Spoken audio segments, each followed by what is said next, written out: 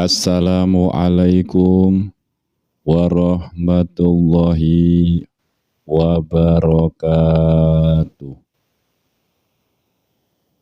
Ashhadu alla ilaha illallah wahdahu la syarikalah wa ashhadu anna Muhammadan abduhu wa rasuluh. Allahumma salli ala sayyidina Muhammad wa ala ali sayyidina Muhammad, amma ba'du. Berbicara seputar tarikat, pertama-tama pelajarilah terlebih dahulu makna thariqah serta tujuannya, agar thariqah ini benar-benar bisa meluruskan jalan menuju Allah Subhanahu wa Ta'ala. Kita bisa mempelajarinya sedikit demi sedikit dari buku atau kitab-kitab karya alim ulama yang soleh.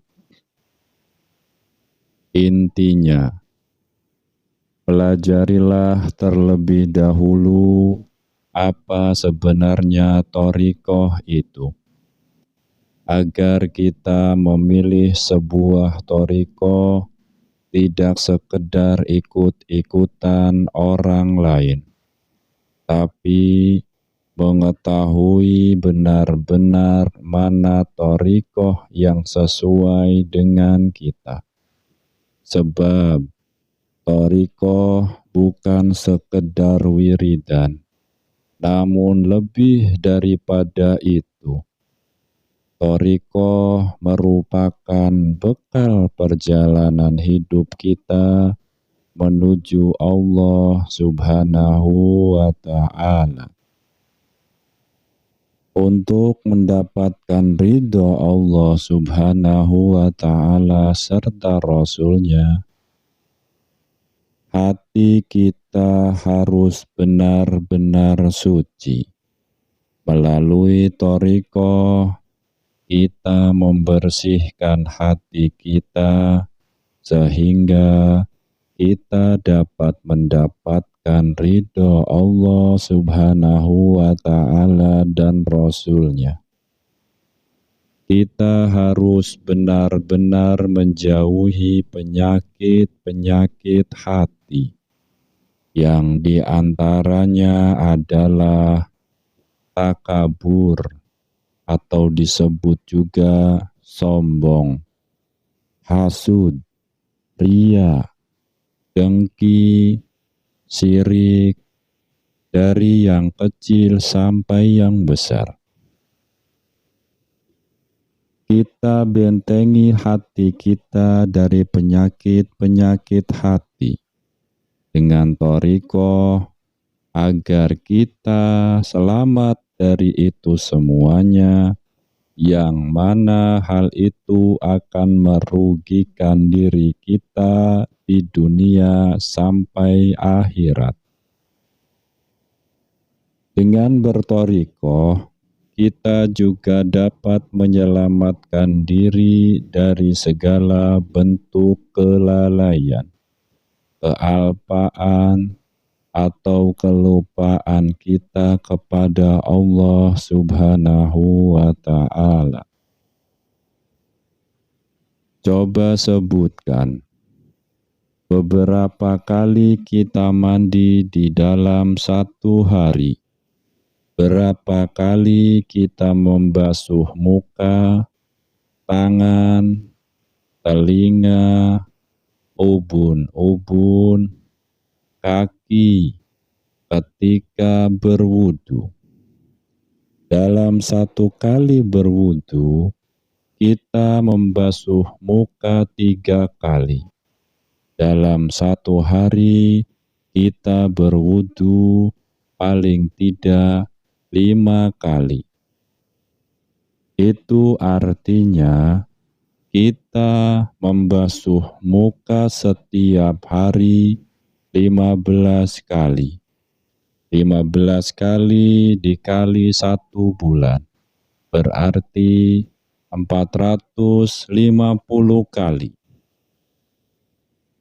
Namun, apakah hasil dari kita membasuh muka sebanyak itu? Tentu saja bersih. Tapi, apakah kebersihan itu juga menyentuh batin kita?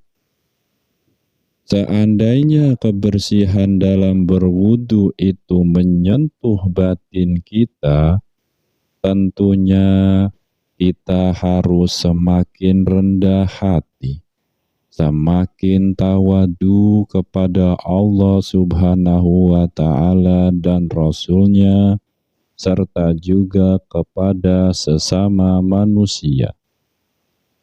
Mata kita bersih karena air wudu, maka mata kita akan semakin jauh pandangannya dan wawasannya. Itulah yang akan terjadi jikalau sudah menyentuh batin kita. Jadi kita berwudu bukan sekedar memenuhi syarat lahir dalam berwudu, namun betul-betul menyentuh di dalam hati. Itulah gunanya thariqah. Sekarang pertanyaannya, kalau kita sudah bersuci, berwudu setiap hari 5 kali, berapa kali kita membersihkan hati kita setiap hari? Kalau kita mandi, berwudu, ataupun bersuci, sudah jelas fisik kita akan bersih. Bagaimana jika kita membersihkan hati yang letaknya ada di dalam?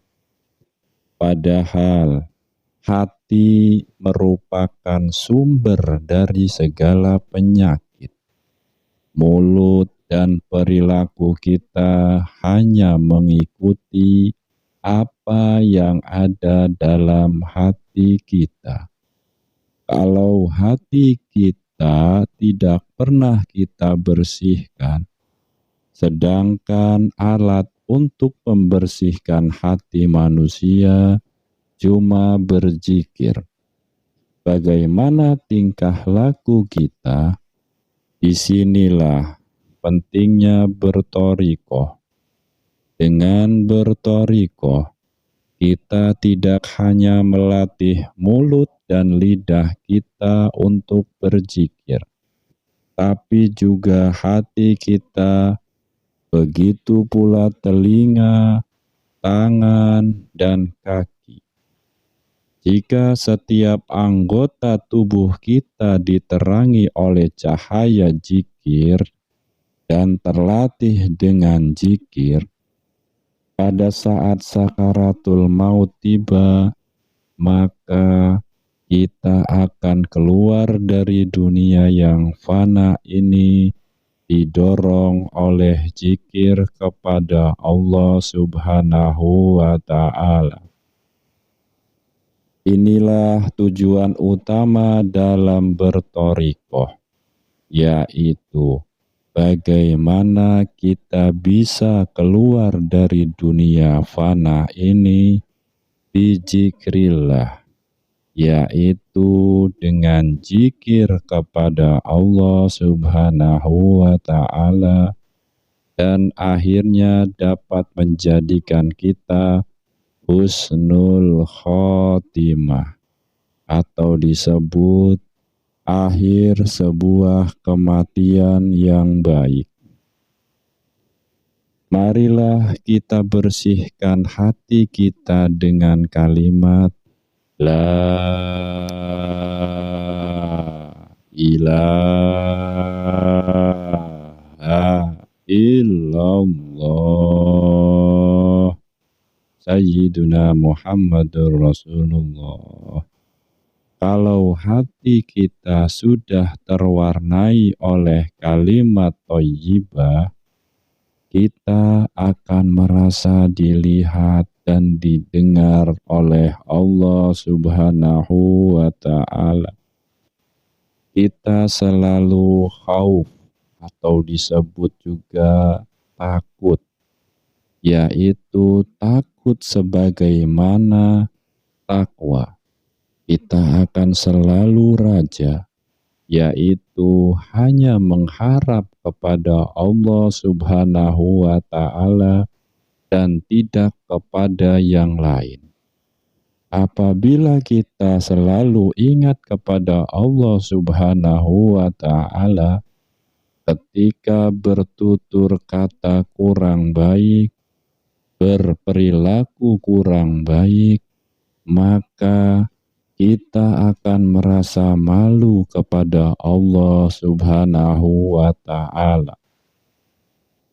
Inilah di antara tujuan thariqah lainnya, bukan untuk bisa berjalan di atas air, bisa melihat barang yang gaib, menghentikan hujan, dan lain sebagainya. Tapi bagaimana thariqah ini dapat membersihkan lubuk hati manusia, sehingga kedudukan imannya semakin kuat, imannya akan semakin bercahaya dengan kalimat La ilaha illallah Sayyiduna Muhammadur Rasulullah. Setelah memahami apa itu thariqah, barulah kita berbaiat atau talqin. Banyak sekali kelompok thariqah yang mutahbaroh, dari yang ringan sampai yang berat. Ada Sadiliyah, ada Tijaniyah, ada Qadiriyah, ada Naqsyabandiyah, ada Awaliyah, ada Satoriyah, dan lain sebagainya yang ada di Jataman. Demikianlah yang dapat saya sampaikan. Kurang lebihnya mohon maaf. Akhirul kalam. Wabillahi taufik wal hidayah wal inayah. Wassalamualaikum warahmatullahi wabarakatuh.